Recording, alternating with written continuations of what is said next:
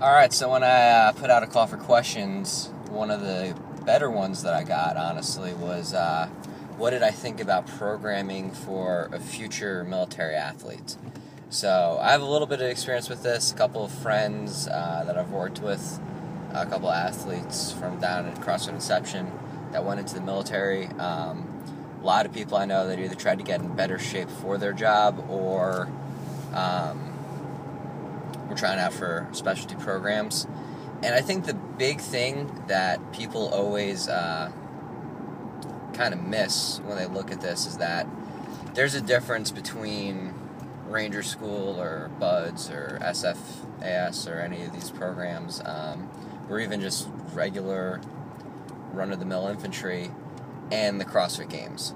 So there's never a point in time where you're going to be at any of these assessments or at basic training or any evaluation and anybody's going to give a shit about your Fran time, your deadlift, your Diane, your power clean, any of that.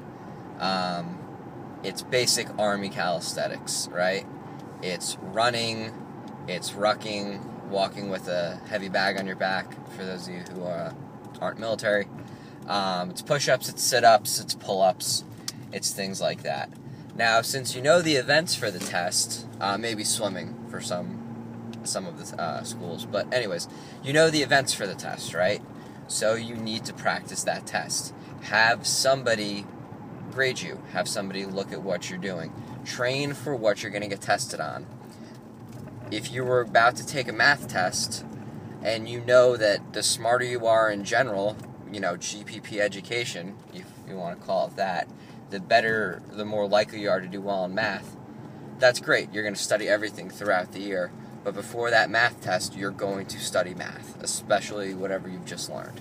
So do that same approach. Now, in terms of what programming to follow, if it's designed specifically for competitive CrossFit, it's not going to be specific for what you're going to be doing. The most important thing to look at for anything military-wise is durability. Military Athlete is run by Rob Shaw. I think it's a pay site now. Actually, I'm pretty sure it is. I know a lot of people who have followed it getting ready for Afghanistan. I know a lot of people who followed it getting ready for specialty schools and other evaluations, things like that, and they all had very good results with it. Just based on 12 out of 12 people recommended, it has to have something going for it. I would check that out. I think it's probably the best thing. SealFit might be pay now, but it used to be free. I've looked at those two a good deal, and in both cases, I've really liked what I've seen because it's not focusing so much on your snatch. It's not focusing so much on things that aren't going to get tested. It's making you do very simple movements in a way that you're going to build durability. And what do I mean by durability? It's not one of the 10 general components of physical fitness, which I think is a mistake. I really think it should be the 12th, because 11th is looking good while you do it. But if you take two people in an infantry setting, and one guy has a 300-pound snatch, the other guy has a 150-pound snatch, yeah, you could make arguments for the guy with 100-pound or 150-pound snatch being not as good as the 300-pound snatcher, but if the 300-pound snatcher is broken, it doesn't really matter, right? So you want a program that's going to assess and address the overuse injuries that you get from training for these tests. Assess and address the problems you're going to get with your back from rucking, your shoulders from excessive push-ups and pull-ups, the fact that you're never going to really develop your hamstrings because all you're doing is running and rucking. That's the program you want to find, something that's going to be able to keep you in the game for a long time. You look at people who are successful going through Ranger School or any of these other schools, they're the guys who don't get hurt. They're the guys who get smoked for a week and are still able to pass their ruck because they have enough left in the tank that they're able to go through everything and still perform. You don't want to be a one-trick pony guy. You don't want to be a guy who shoots their wad, who runs out of steam early. You need to have that endurance, and I think pretty much all of these programs will cover it very well. And you need to be a guy who's going to stay at the ability to perform when they're sleep deprived and all these other things.